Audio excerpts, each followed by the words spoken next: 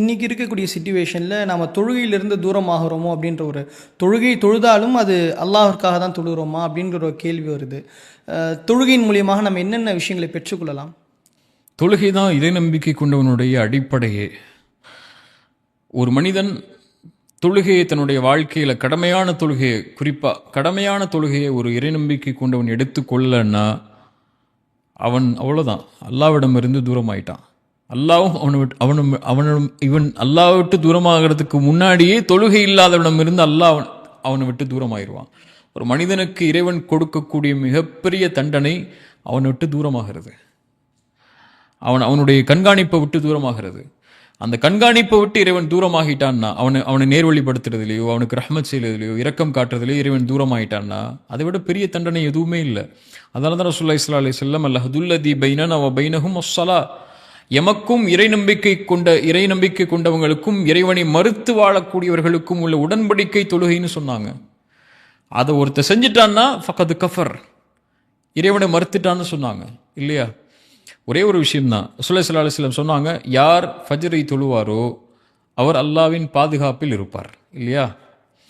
அப்படி ஆப்போசிட்டாக சொல்லுங்க, யார் ஃபஜ்ரை தொழவில்லையோ அல்லாஹுடைய தண்டனை இருப்பார், பாதுகாப்பில் இருக்க மாட்டார். அல்லாஹ்வுடைய பாதுகாப்பில் இல்லாததை விட என்ன தண்டனை இருக்க முடியும் ஒரு மனிதனுக்கு? அவன் எங்கே போய் நிம்மதியை தேட முடியும்? அதுக்கப்புறம் எங்கே போய் வாழ்க்கையில் இருக்கக்கூடிய சோகங்களுக்குள்ள வழிகளை தேட முடியும்? தொழுகை தான் அடிப்படை. இப்போ எந்த ஒரு குறிப்பாக நீங்கள் யங் ஜெனரேஷனை பற்றி கேட்குறதுனால நான் சொல்கிறேன், இன்றைக்கி இருக்கக்கூடிய எல்லா பிரச்சனைகளுக்கும் ஒரு மிகப்பெரிய மருந்து, மிகப்பெரிய ஒரு ஆயுதம் உங்கள் கையில் இருக்குன்னா தொழுகை தான். வஸ்தஈனு பிஸ்ஸப்ரி வஸ்ஸலா. சோதனைகள், பிரச்சனைகள், கவலைகள், இறுக்கம், இருள், நஷ்டம், அல்லது உங்கள் வாழ்க்கையில் நீங்கள் நினைக்கிறது கிடைக்கல, நீங்கள் விரும்பிய உறவு கை கூடலை, இப்படி என்னென்ன சோதனைகள் இருக்கோ, வஸ்தஈனு பிஸ்ஸப்ரி வஸ்ஸலா, தொழுகையை கொண்டும் பொறுமையை கொண்டும் உதவி தேடுங்கன்னு அல்லாஹ் சொல்கிறான். வ இன்னஹா லகபீரத்துன் இல்லா அலல் ஹாஷிஈன். அது சிரமமான காரியம். யாருக்குன்னா அல்லாஹ்வை உள்ளச்சத்தோடு பயப்படாதவங்களுக்கு அது சிரமமான காரியம். இப்போ அல்லாஹ் உள்ளச்சத்தோடு பயப்படக்கூடியவங்களுக்கு தொழுகை மிக முக்கியமான அடிப்படையான ஒரு ஆயுதம். அவங்களுக்கு அதை எடுத்துக்கொள்வாங்க. சோதனை வரும்போது அல்லாஹ் முன்னாடி போய் நின்றுவாங்க. அல்லாஹ்வை கரெக்டான முறையில் அஞ்சு நேரம் தொழுகையில் கவனம் செலுத்தி அதில் தன்னை ஈடுபட்டு எப்படியாவது அந்த சோதனையிலேருந்து வெளியே வர்றதுக்குள்ள வழிகளை தேடிக்கொள்வாங்க. அல்லாஹ்வை மறுக்கக்கூடியவங்க தான், அல்லது அல்லாஹ்வை மறக்கக்கூடியவங்க தான் பாவங்களில் போய் தன்னுடைய வாழ்க்கையில் இருக்கக்கூடிய சோகங்களுக்கோ பிரச்சனைகளுக்கோ வழி தேடி அதையும் தங்களுடைய வாழ்வில் இருளுக்கு உள்ளாக்கி கொள்வாங்க.